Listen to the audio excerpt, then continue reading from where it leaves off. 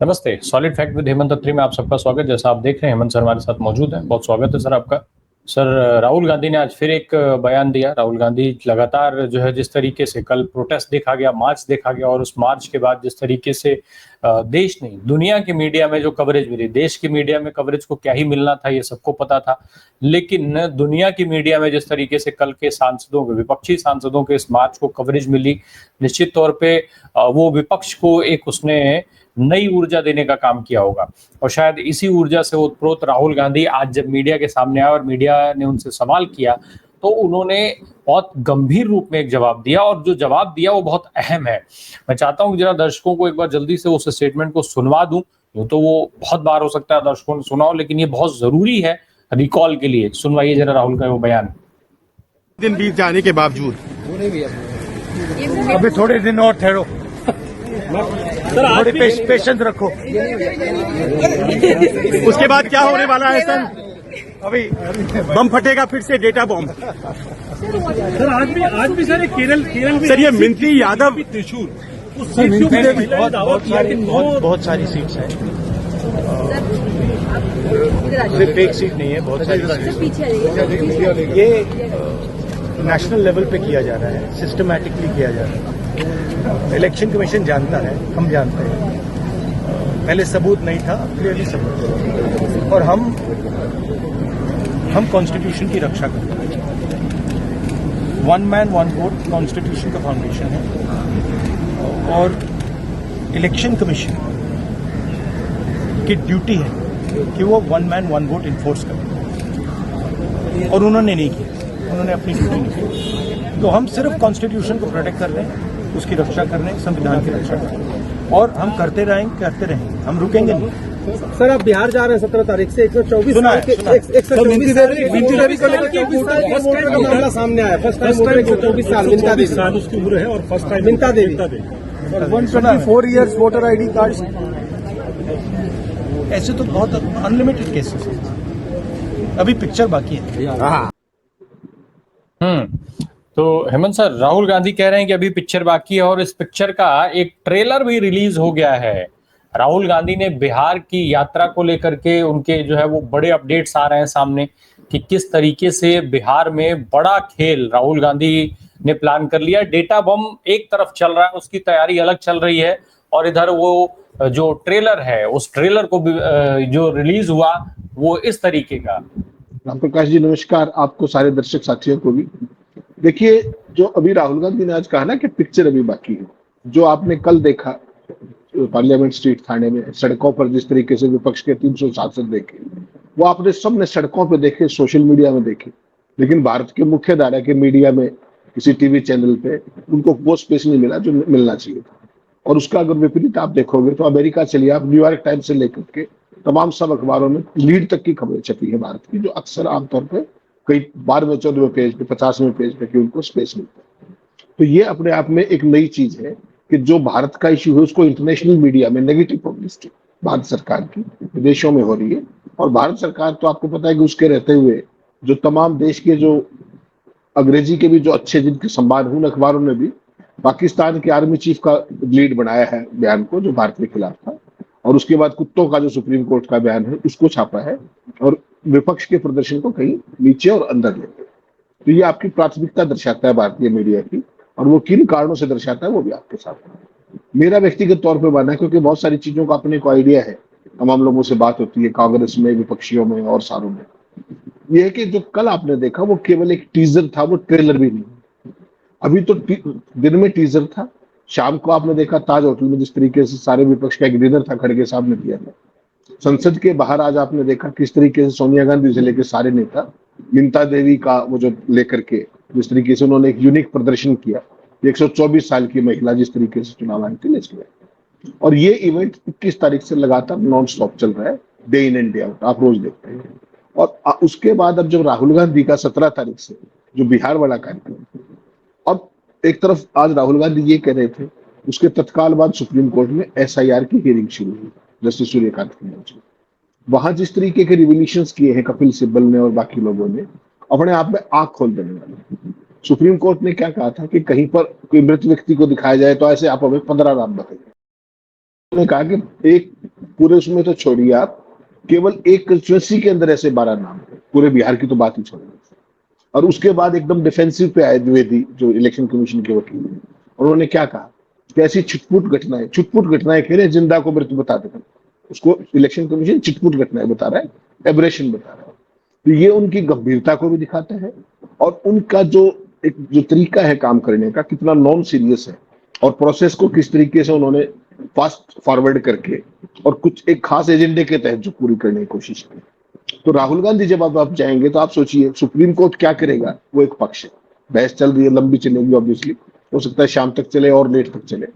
लेकिन राहुल गांधी का आज जो ये कार्यक्रम सारे का सारा है कि बिहार की 50 सीटों पर वो जाने वाले हैं और 23 जिलों को कवर करेंगे, और 23 जिलों में से महागठबंधन ने 2020 में, अगर आपको ध्यान होगा, तो यहाँ 50 सीटें थी, इनमें से 23 सीटें इन्होंने जीती थी।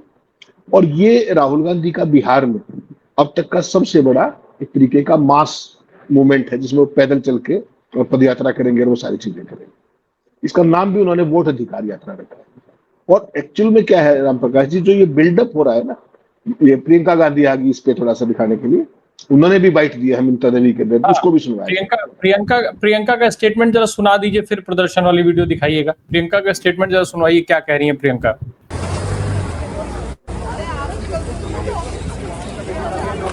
प्रियंका जी, ये मिंटा देवी के बारे में कुछ बताइए। 124 साल की है ये मिंटा देवी, प्रतीक है, और मतलब इसी चीज का कि क्या जो राहुल जी ने सब प्रेस कॉन्फ्रेंस में बताया कि सब फर्जी वोट लगा रखे हैं, सब नाम पते रिश्तेदारों के नाम सब फर्जी है। Thank you ma'am. तो ये राम प्रकाश जी जो था, जो बिल्डअप था पार्लियामेंट के अंदर, आज जो परिसर के अंदर तो बहस होने नहीं देते, वो तो एक सूत्री कार्यक्रम ना राज्यसभा में ना लोकसभा में। सरकार चाहती है इस पर कोई चर्चा हो, क्योंकि सारी डोल की पोल खुल गई, बाहर खुल गई है तो पहले ही डिफेंसिव पे है, अंदर चर्चा होगी तो और गड़े मुर्दे उखड़ेंगे। तो बेहतर ये है कि सरकार ने ये ऑप्ट किया कि इसमें चर्चा ही नहीं करनी। जो राहुल गांधी की आप बात करते हैं कि 23 जिलों के अंदर 50 सीटों, तो 23 जिलों में 50 विधानसभा सीटों को कवर करेंगे वो। और इसमें भी सबसे बड़ी बात क्या है कि वो हर एक रीजन को कवर करने वाले, मगध भी जाएंगे, अंग भी जाएंगे, कोसी जाएंगे, सीमांचल जाएंगे, मिथिला, तिरहतु और सारण जैसे तमाम क्षेत्रों के अंदर घूमकर वो एक खास तरीके का माहौल। देखिए SIR में सुप्रीम कोर्ट क्या करेगा, भारत सरकार क्या करेगी, चुनाव आयोग क्या करेगी, वो एक पक्ष है, और दूसरा पक्ष है विपक्ष का। अगर राहुल गांधी और तेजस्वी यादव इस यात्रा के दौरान, इसका नाम भी वोट अधिकार यात्रा जैसे रखा है, अगर बिहार के लोगों को, क्योंकि आपको पता है पॉलिटिकली बहुत अवेयर है बिहार के और उत्तर प्रदेश के लोग, बहुत अवेयर माने जाते हैं, अगर वो इनको इस बात पर ले आए कि सरकार आपके कागज मांग रही है, जबकि आप वोट डालते आए हो 20 साल से, जो 2003 के बाद के सारे वोट डालते हैं, अगर वो आपके कागज मांग रही, तो जब आपके पास आए तो वो वोट मांग रहे, आप उनके कागज मांग रहे। अगर ये मोमेंटम बनता है तो आप कल्पना कर सकते हैं कि बिहार के रिजल्ट का क्या हाल है। एक दूसरा पक्ष राम प्रकाश जी क्या निकल के आया है कि सरकार लगातार इस मामले में बहुत जबरदस्त तरीके से गिरती जा रही है फर्जी वोटों के। आप जिन राज्यों की चर्चा हो रही है, अभी तो आप किस चीज की चर्चा कर रहे हैं? कर्नाटक के अंदर राहुल गांधी ने पकड़ ली 1,250,000 वोट एक विधानसभा क्षेत्र। जब ये खुलने लगे गड़े मुद्दे, आपने मध्य प्रदेश की सूची देख ली, कैसे एक एक परिवार में कितने लोग थे, कितने ऐसे परिवार। उसके बाद महाराष्ट्र का आपके सामने डेली आ रहा है हर एक उसका। आज तो कमाल हो गया, प्रधानमंत्री कंस्टिट्यूंसी का आ गया, और प्रधानमंत्री कंस्टिट्यूंसी में एक व्यक्ति ऐसा है जिसके मतलब कितने बेटे हैं क्या है। और राम कमल दास अगर आपने देखा हो, अपने घर में 43 बेटों के साथ रहते हैं, 43। ये लिस्ट दिखाइएगा राम कमल दास की, बनारस की। 13 एक साथ पैदा हुए, बाकियों की उम्र 35 से 49 साल के बीच है। वोट चोरी का सबसे बड़ा मामला तो ये वाराणसी के अंदर है। 27 साल का राम कमल दास ने 72 साल का बेटा पैदा कर दिया। सोच सकते हैं आप, ये केवल भारतीय चुनाव आयोग ही कर सकता है। राम कमल दास के कुल 50 बच्चे हैं, सबसे छोटा 28 साल का है और सबसे बड़ा 72 साल का है, और ये सारे लोग एक मकान में रहते हैं। ये राम प्रकाश जी नहीं कह रहे, ये हेमंत खत्री नहीं कह रहा, ये देश का चुनाव आयोग की वोटर सूची कह रहा। चुनाव आयोग की निष्पक्षता और ईमानदारी का ये दस्तावेज न केवल इतिहास में दर्ज होगा, बल्कि ये जब तक राजीव कुमार और ज्ञानेश कुमार गुप्ता जैसे लोग वहां पर जो आत्ममुग्ध बैठे हैं, उनको एक आईने के तौर पर दिखाएगा कि वो दावे क्या करते हैं, उनकी हकीकत क्या है। फादर का नाम फादर का नाम XAR, फादर का नाम कुछ भी, house number 0, house number 00, house number 000, और फिर भी ये लोग उसको डिफेंड करने की कोशिश कर रहे हैं। आज राहुल गांधी की प्रेस कॉन्फ्रेंस के 5वां दिन, अभी तक आपने चुनाव आयुक्त के, मुख्य चुनाव आयुक्त के मुंह से कोई एक शब्द सुना है क्या? कोई एक पैरावाइज रिप्लाई दिया है क्या? क्या कहा कि वो जो महिला राहुल गांधी ने बताई थी कि उसकी 2 वोट है, उसको चैलेंज करने के लिए कहा, और बाद में आप जैसे साथियों ने जब जांच की तो उसकी 2 नहीं 3 जगह वोट मिली उसी कंस्टिट्यूंसी के लिए। तो इस तरह का जो चीज है, और उस पर भी सरकार चर्चा नहीं होने दे रही, इसका मतलब साफ है कि चोर की दाढ़ी में तिनका है और दाल में काला नहीं, पूरी दाल काली है। इसको आप लगातार देखते जाइए और इसका अंत कहां जाकर के होगा ये केवल आप सोच ही सकते हैं। अब जो वाराणसी की जो चीज मैंने आपने दिखाई, जो ऐसा तो नहीं कि बनारस के अंदर जो कमल खिला वो राम कमल दास ने खिलाया हो, 50 बच्चों का इकलौता बाप राम कमल, कमल से ही तो नहीं कहीं राजकमल चल रहा है। आज पूरे सोशल मीडिया के अंदर तमाम इस तरह के सवाल पूछे जा रहे हैं। तो ये जो एक हाईजेक्ट किस्म का राम प्रकाश जी जो मैंडेट है, ये चाहे बनारस में हो चाहे बाकी उसमें हो, किसी भी कंस्टिट्यूंसी में आप चल कर, ये सूचियां अनलिमिटेड हर जगह से आ रही है और ये बढ़ती जाएंगी। और उसके बावजूद भी आज सुप्रीम कोर्ट में जिस तरीके से इलेक्शन कमीशन के लोग ऐसी चीजें कह रहे हैं जिनका कोई सिर पैर नहीं है, मेरिट पर नहीं आ रहे। जब कपिल सिब्बल ने कहा कि प्रोसेस पे आइए आप, कि आपने ये फॉलो क्यों नहीं किया, उसका कोई जवाब नहीं, कहते कि छोटी मोटी चीजें हो जाती। तो आपको ऐसी आफत क्या पड़ी थी कि आप 1 महीने के अंदर कर देंगे इतना बड़ा, इतनी बड़ी एक्साइज जिसमें 8 करोड़ वोटर इन्वॉल्व है, क्या आपने पहले नहीं सोचा था क्या? तो ये सारी चीज बेसिकली कुतर्क के सहारे, लॉ पॉइंट्स के ऊपर नहीं, संवैधानिक दृष्टि से नहीं, केवल कुतर्क के सहारे अपने गलत को ठीक करने की कोशिश कर रहे, और राहुल गांधी और सारे विपक्ष ने इस बात को पकड़ लिया। तो अब सरकार बुरे तरीके से गिरी हुई है, बैकफुट पे है। और कल आपने जो परिस्थितियां देखी उसको तो देख के समझ जाएंगे आप। कल क्या हुआ राम प्रकाश जी, आपको पता है सारे विपक्ष के सांसदों को डिटेन कर लिया था, पार्लियामेंट स्ट्रीट थाने में थे वो वहां पर डिटेन हुए, और जब तक वो लोग 2:10 पे छोड़े गए पार्लियामेंट स्ट्रीट से, सरकार ने कैसे कैसे बिल संसद में पास कर दिए, सोच सकते हैं आप। इनकम टैक्स बिल जो पहले विड्रॉ किया था उसको पास कर दिया, और उसमें ऐसे ऐसे अधिकार दे दिए कि आपका व्यक्तिगत अधिकार कुछ बचेंगे। क्या ये डेमोक्रेसी के लिए हमारे संविधान निर्माताओं ने देश को आजादी दिलाई थी? ऐसे कानून के आपकी जो पर्सनल जो ये है आपका ईमेल और तमाम social media accounts, income tax वाले अधिकारी चाहे तो उनको भी एक्सेस कर सकते हैं, ये अधिकार दे दिया। नया income tax code bill pass हो गया, 2 मिनट की चर्चा नहीं है, और ऐसे 5 बिल पास कर दिए। अब आप सोच लीजिए कि किस दिशा में लोग तुमसे लेके जा रहे हैं। ये बिल्कुल धक्काशाही है। और ये इस तरह के पास आपने देखा था ना, जब ध्यान होगा आपको, जो कृषि बिल पास किए थे, house was not in order, ना कोई वोटिंग हुई ना कुछ, और चेयर ने क्या कहा कि pass, I have it and I have it, और पास कर दिया। तो ये एकदम नए तरीके की चीज संसद के अंदर संसद के बाहर बिल्कुल हाका जा रहा है राम प्रकाश जी। और आज आपने वो सीन देखा हो तो नड्डा साहब ने, कोई मणिपुर के ऊपर बिल था, उस पर नड्डा साहब ने वही बात फिर रिपीट की कि केवल मणिपुर की बात रिकॉर्ड पे जाए और बाकी कुछ ना जाए, और चेयर ने बड़े ही आज्ञाकारी ढंग से कहा कि हाँ मणिपुर की बात नहीं जाए। तो नड्डा साहब ने पहले भी ये कहा था, एक दिन याद होगा आपको, जब उन्होंने कहा था कि जो मैं कह रहा हूं वो रिकॉर्ड पे जाए। तो हालत ये हो गई है कि floor of the house Rajya Sabha के अंदर जब जेपी नड्डा है, नहीं, ये सब्जेक्ट सर आपने जो जिक्र किया उस पर मुझे एक सवाल लेना है, हालांकि ये हमारे आज के विषय से अलग है। नड्डा साहब ने जिस दिन कहा था उसी दिन धनखड़ साहब का इस्तीफा हो गया था, और वो धनखड़ साहब आज कहाँ है किसी को नहीं पता है। बार बार सवाल उठाया जा रहा है, कपिल सिब्बल ने सवाल उठाया, संजय राउत ने बहुत कड़े शब्दों में, तीखे शब्दों में चिट्ठी लिखी अमित शाह साहब को, जयराम रमेश अब वही बात बार बार दोहरा रहे हैं। लेकिन उस पर भी ठीक उसी तरह से जैसे वोट चोरी पर कोई जवाब नहीं आ रहा है, उसी तरीके से धनखड़ साहब पे भी कोई जवाब नहीं आ रहा है कि धनखड़ साहब कहाँ हैं, किस हालत में हैं, सुरक्षित हैं कि नहीं है। गृह मंत्रालय की तरफ से जो आंसर आना चाहिए था, क्योंकि सब लोग उनसे सवाल पूछ रहे हैं, और ये सब लोग नहीं हैं, ये देश के चुने हुए जनप्रतिनिधि हैं, वो सवाल पूछ रहे हैं, कोई आंसर नहीं आ रहा है। राम प्रकाश जी, इसमें कुछ भी नया नहीं है। जो मैं रह रहे कि आपको सवाल मुक्त लोकतंत्र की बात करता हूँ, ये उसी की एक एक्सटेंशन है। आपको ध्यान होगा कि जिस तरीके से सीबीआई के दफ्तर में रातों रात कू हो के सीबीआई डायरेक्टर हटे थे, उसके बाद इस देश के 2 आरबीआई गवर्नर चले गए, आज तक देश को नहीं पता लगा भाई क्यों गए, किन कारणों से गए। उसके बाद चुनाव आयुक्त अशोक लवासा गए, उसके बाद चुनाव आयुक्त गोयल गए, उसके बाद अब उपराष्ट्रपति जी गए, कहीं कोई कहानी नहीं, कोई शब्द बताएंगे नहीं। और कपिल सिब्बल ने तो जिस तरीके के शब्द कहे कि मुझे कोर्ट जाना पड़ेगा क्या, तो आप सोच सकते हैं कि एक देश का उपराष्ट्रपति, इस तरह की चीजें आप चाइना में सुनते थे कि फला आदमी था वो गायब हो गया, फला ये था गायब हो गया, नॉर्थ कोरिया में सुनते थे। भारत में तो इस तरह की कभी चीजें नहीं सुनी हुई जो उपराष्ट्रपति का है। कमाल देखिए, सरकार की तरफ से एक शब्द नहीं बोला जा रहा। तो ये एक नए किस्म का डेमोक्रेसी है और एक नए तरीके की सवाल मुक्तता है कि आपको जो मर्जी आए करते रहिए, कोई फर्क नहीं पड़ेगा। पहले एक प्रकाश जी एक और आंखों की शर्म कहिए या परंपरा थी संसद में कि संसद के पटल पे कभी झूठ नहीं बोला जाता था। ये ध्यान होगा आपको, कभी नहीं बोलते थे। और अगर किसी ने झूठ बोल दिया तो प्रिविलेज मोशन का प्रावधान कि भाई संसद को गुमराह किया।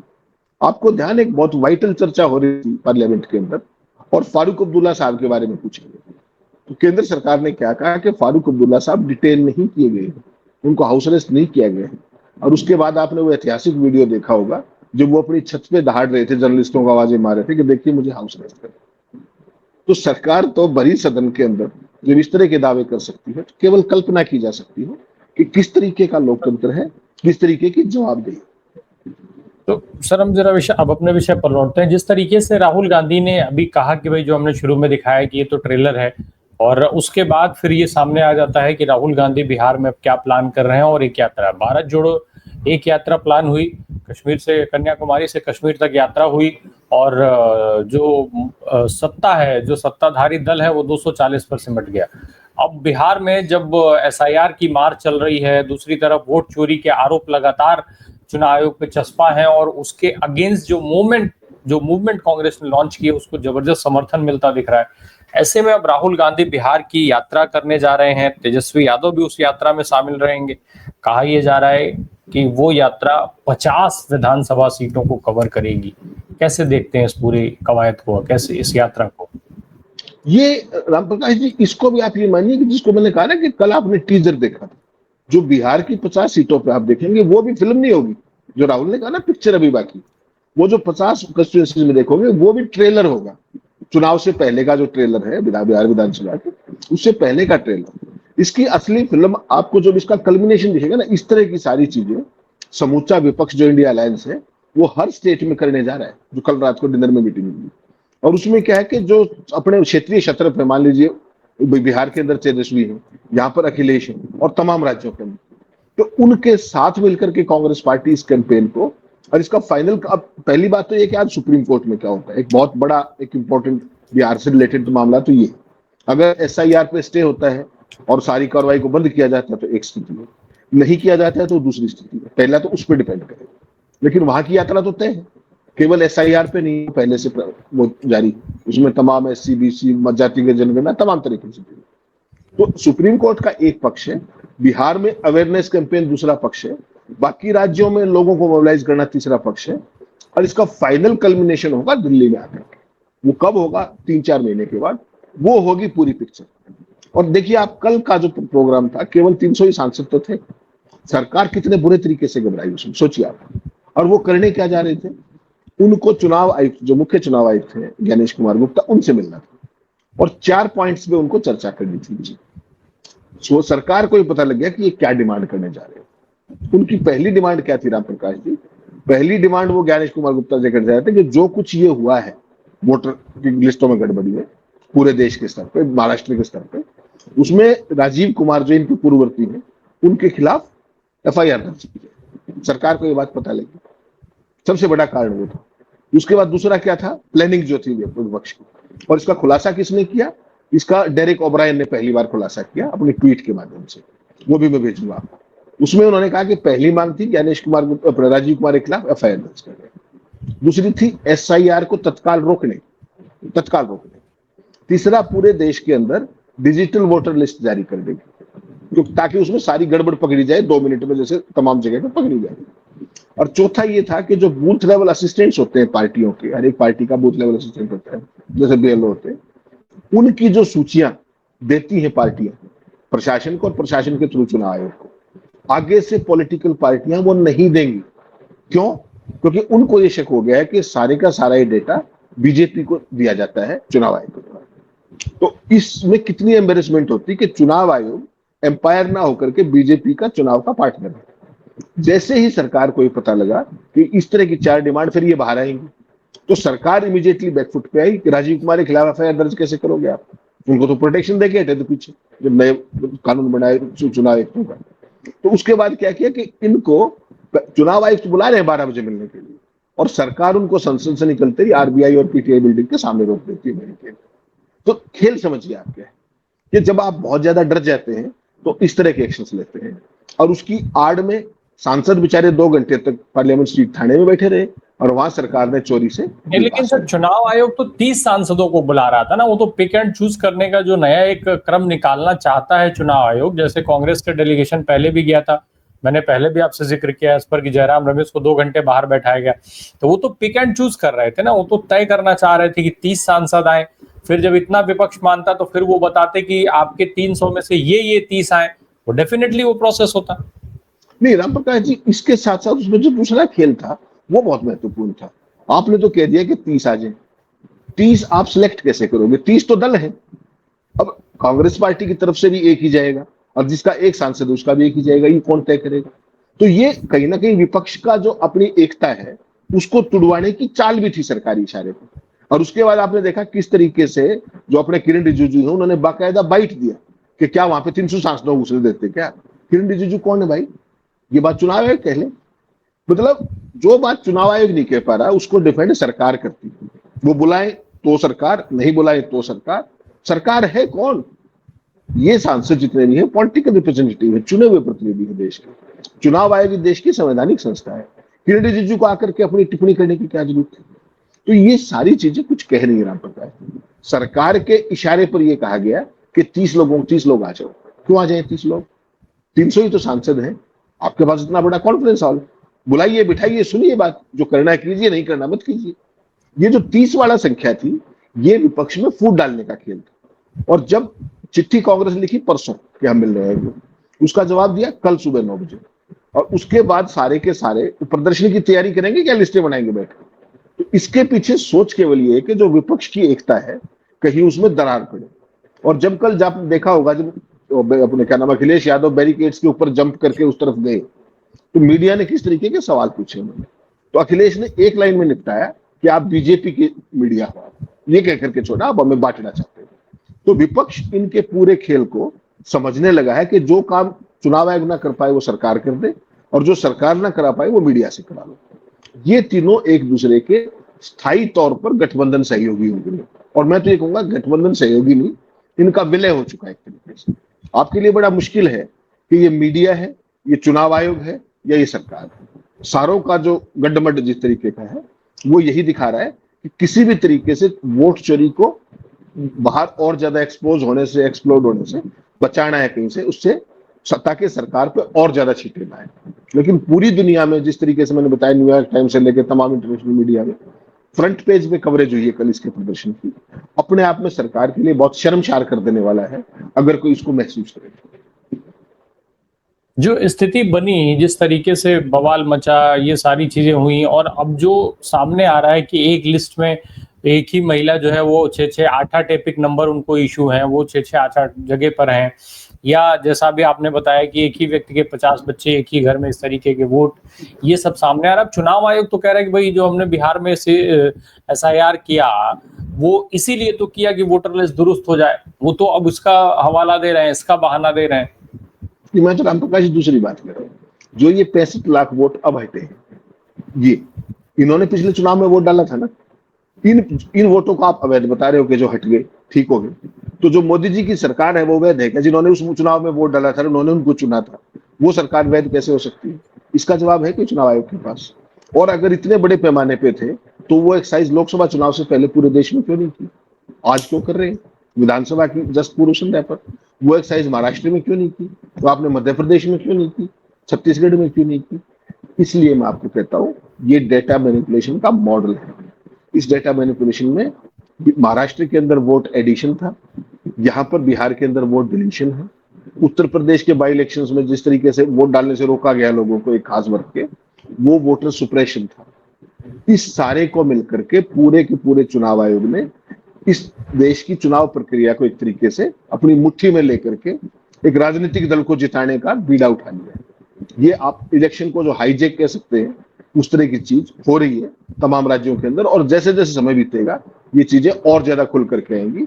चुनाव आयोग जिस तरीके से डिजिटल सूचियों को हटा करके नॉन स्कैनेबल कॉपीज अपलोड कर रहा है, उसके बाद तो मुझे आपको कुछ कहने की जरूरत ही नहीं होनी चाहिए कि क्यों हटा करके वो किया गया। चुनाव आयोग तो ट्रांसपेरेंसी के लिए था। क्या एक लाइन में 3-3 बार राजीव कुमार क्या कहते थे? Transparency, transparency, transparency. अब कहां चली वो ट्रांसपेरेंसी? या वो किताब ट्रांसपेरेंसी वाली साथ ले गए और गणेश कुमार गुप्ता को मना करके गए कि ट्रांसपेरेंसी नहीं करेगी। ये सारे सवाल हैं जो जनता के बीच में गूंज रहे हैं, हर स्तर पे गूंज रहे हैं। राजीव कुमार ट्रांसपेरेंसी की बात करते थे और ज्ञानेश कुमार ने उसको कॉन्स्पिरेसी सुन लिया है और वो वही काम कर रहे हैं। वो ट्रांसपेरेंसी की किताब बंद करके कॉन्स्पिरेसी की किताब खोल दी गई और वो काम तेजी से चल रहा है। देखते हैं एसआईआर पर क्या सुप्रीम कोर्ट देता है, क्योंकि सुप्रीम कोर्ट में आज और कल सुनवाई होनी है, उसमें क्या नया आता है विस्तार पूर्वक उस पर बात होगी। बहुत बहुत धन्यवाद हेमंत सर हमसे बात करने के लिए। Thank you so much.